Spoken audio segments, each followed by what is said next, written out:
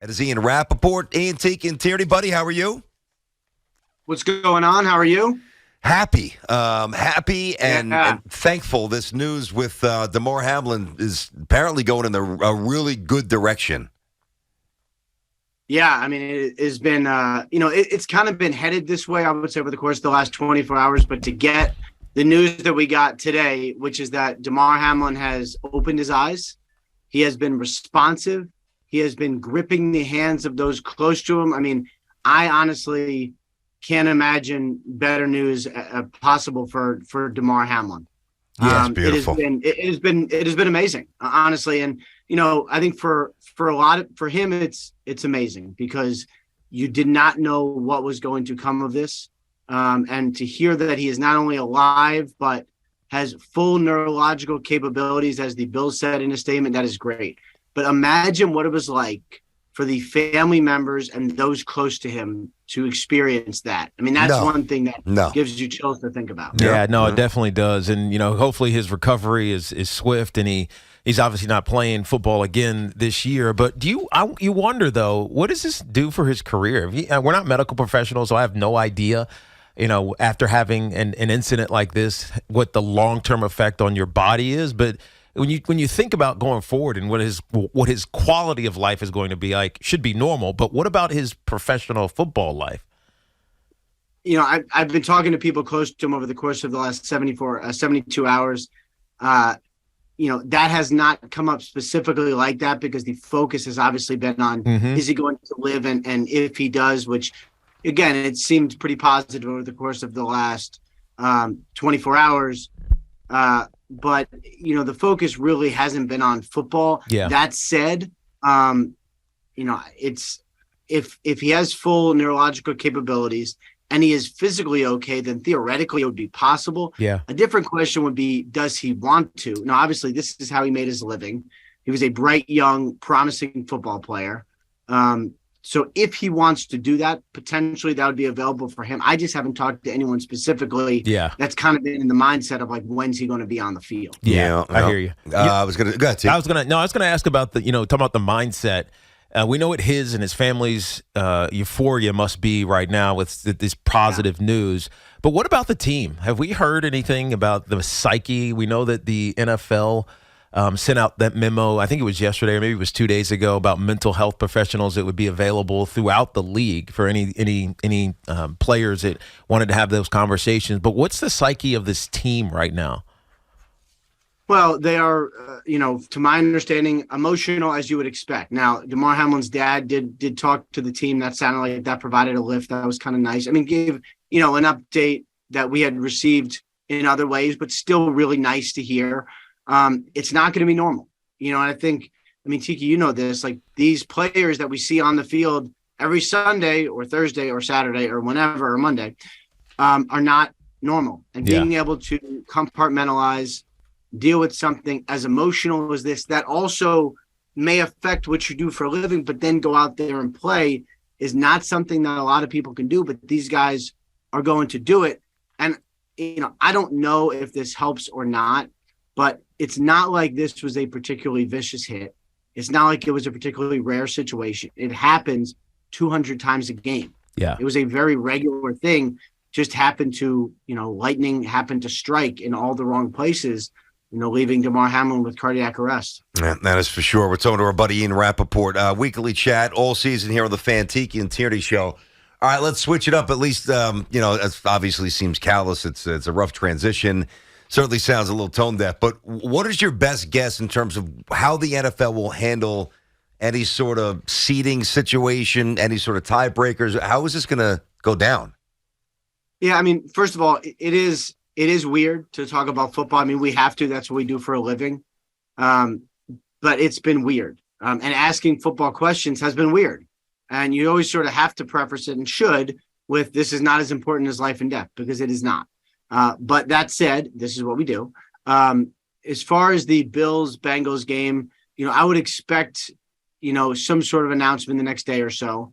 The options are do a no contest or a tie, which would have differing win percentage, but commissioner has discretion on either of those. So that would be one option. And then just do the seeding based on the winning percentage. And it is not perfect, but life is also not perfect. And I think one thing that we learned from the COVID years was you do the best you can to make things equitable in the best way you can. And if it's not perfect, everyone will have to go on. Yeah. That is didn't they have a contingency should a game get canceled? I'm going back to COVID protocols processes. So how can they not just use that? They did, and I think it will resemble that, yes. And this was always a situation that everybody feared during COVID, which is if you have to make up the game, what if you don't have time? What if you can't? Yeah. In a week 19 or week 18, I guess, was discussed as a possibility. And that's another option here is do another extended a week, eliminate the bye week between the Super Bowl and the championship games where you have the Pro Bowl, push everything back and just have a standalone game on, would be week 19, which I think is MLK weekend, I think. So I don't know that that's what anybody wants, honestly, but that is at least one option to consider. All right, Ian. Giants have a lot to look forward to. The Jets are limping to the finish here. And the big story with the Jets is, any upheaval to the staff. I can't imagine Woody doesn't flex on some level, and I think the Jets will have a new OC. It's my opinion. Who's quarterback in this team? Like, when you hear Robert Saleh say, we're going to hell and high water to get him right, do you believe him? Do you think there's a chance Zach is actually back with the Jets? I think he will be back with the Jets, yeah. And this is something I talked about over the weekend, too. They do not plan to shop him. And it's funny because I heard this originally, and my first thought was like, okay, that's kind of weird, because I was anticipating the reaction being like, yeah, obviously we'll part ways with him in the offseason. It wasn't like that. But then you kind of go through it, and it's like, one, who would trade for him? What would you actually get? Good point. Would that be worth it? Two, you paid him already. It's fully guaranteed. When you draft someone that high, you give the huge signing bonus, and then you pay the fully guaranteed contract. So, unless he's going to be a jerk and disruptive, which it doesn't sound like he is, then why would you trade him? Maybe he just, at some point, the Jets said, this is our franchise starter, and we are going all in on him. You like something enough to make him your guy. Can you find that again? Can you get a coach who can find that again? I don't know, but I think it makes a lot of sense to try. Do you think there's, but I hear you. Do you believe, because there was a report that Woody Johnson is growing frustrated with Robert Saleh? Number one, can you back that up? Can you verify that? And if so, can it lead to something, maybe really unlikely happening with the head coach in the next week or so? I mean, that would surprise me. I've been surprised before, but that would surprise me. I haven't heard anything toward that. Could there be staff changes? Maybe. And Mike LaFleur was sort of asked about that today on the podium. And I think actually did a really nice job at the press conference being like, I'm not going to campaign for my job. I'm just going to continue to work until they tell me I can't anymore. We'll see if there is a change. He is one of Robert Saleh's very good friends also. That would be a very hard change, but changes do happen sometimes. So I don't get the sense anything would happen with Saleh. Now, who is the quarterback is a different question, because, I don't think they want to move on from Zach Wilson, but I'm not sure they're going to say he's the starter next year either. Yeah. Mm-hmm. But then it's like, all right, well, who's available? You tell us. What's the move? Derek Carr is available. Mm-hmm. Certainly would make some sense. Jimmy Garoppolo is available. Would make some sense. Tom Brady will be a free agent. One of his sons lives in New York. Makes some sense. Tom Brady. Come on, dude. Why just put him here when he's 57? I mean, can you torture us anymore? Come on, Tom Brady. Yeah. Would you root for him? Yeah, I would. Of course, I'm going to be honest. You would. Yes, I would, but I don't want to have to. It's a 1-year rental, man. Yes, but it's a going one-year to rental. be a 1-year rental. It's whatever it is going to be a 1-year Well, rental. what if Derek Carr came? What What if Carr came here and played very well? Why Yeah, would I that mean, be he a is rental? 32, 32, 33. So I guess. Yeah. I mean, he could. Yeah, So I guess it would be- you could get 4 or 5 years out of Derek Carr. You Right. could, and if your And that team would is be ready great. to win, it makes you more likely to push for the postseason and deeper. Probably true. Yeah, I mean, that makes sense. So maybe for Carr or Garoppolo, it's not a 1 year, but either way, it's a shorter term Yeah, thing. I think you're right. Drafting a 22-year-old. I think that's right. I'll tell you this, guys. Go ahead. Yeah. Saleh and those guys made a really interesting point this week. Looking around the league and talking about the guys who've been successful, who used to be Jets but are no longer Jets. Like Sam Darnold looks kind of good. Geno Smith looks pretty good. So it kind of makes sense to be like, maybe we can do this, but instead he's on our team now. That makes some sense. Yeah, but those guys needed changes of scenery, obviously, and the coaching changeover helped. It is what it is. You get coached well. The problem is Zach Wilson's not being coached well, and we know that. We see the fundamentals and everything that Robert Saleh has talked about. Let me flip to the Giants real quick, Ian. Okay. Daniel Jones has proven he belongs here, but what kind of deal are the Giants thinking about giving him? Because it's not going to be, the next highest paid quarterback deal. That's usually what we get, right, with these quarterbacks that come due and become free agents. But it's got to be somewhere around 35 or so million, because that's the franchise tag. And any agent worth his salt, you start at the franchise tag. So what kind of deal is DJ looking at? Start at the franchise tag is correct. Now, he might get the franchise tag. Yeah. Because if they work out a deal, remember, they made some inroads to a potential Saquon deal during the season. I don't get the sense they're close, but if you negotiate that deal before the franchise tag window closes, then you could tag Daniel Jones and just go, okay, you have the tag, this is it. Or you could do a short-term deal around the tag to make a cap hit a little better, give him a little more security. Now, I think it makes, a short-term deal actually makes sense kind of for both sides, because the team will commit to him in a way, but not too much. Yeah. And he will have a window where if he goes out and kills it with some actual weapons, he can have a very nice payday.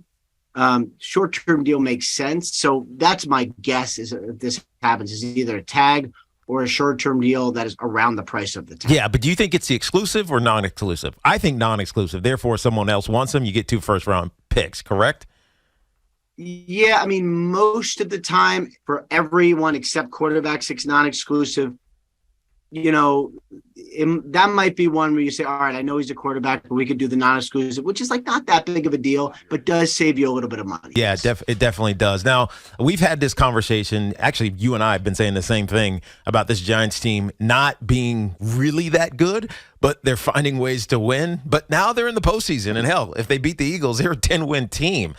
Can we just accept that they got better and how great of a job? I know a couple weeks ago we were talking about Daboll should win Coach of the Year. Hell, I'm saying he better win Coach of the Year, because the job that he did to resurrect that little slide with all the injuries, where they were losing games and looked uncompetitive, and they got blown out by the Eagles. They turned it around. They get 9 wins. They blow out the Indianapolis Colts, which is not a hard thing to do these days, but they take care of the business that they've done. This team has gotten better, and even after we knew that they were good at some point earlier in the season. Yeah, man. And the ability to stop that slide is like they did a lot of good things beforehand, right? Like just getting out to this sort of lead, the little, spurt they had at the beginning of the year was great. But we see around the league, these slides, they're hard to end. Miami, yep, the Jets, it's hard. Tennessee Titans. The Titans are still on. I mean, that's 3 teams that were headed to the playoffs that are now not, and we'll see what happens with the Titans and Dolphins, but it's hard. And Daboll did it, and he's got him playing well. And he is, it's him. And I think the culture was really good. They've done a good job of finding some really small pieces to fit in and make contributions and make sense. And it's been, getting a random Bills receiver from the waiver wire to come in and be one of your more productive guys. Like, what? Yeah.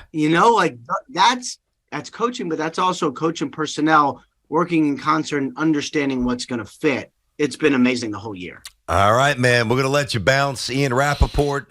We will be chatting, obviously, as the Giants get ready to go into the playoffs here. Good stuff. By the way, Happy New Year. I'm probably past the point of saying that, but we haven't had you on in 2023. Happy New Year, bud. Appreciate you. I think this is the last day. Yes. So Happy New Year to you guys as well. It starts sounding weird. Yeah. Happy Be good, Valentine's Day is next, but I won't be telling you that.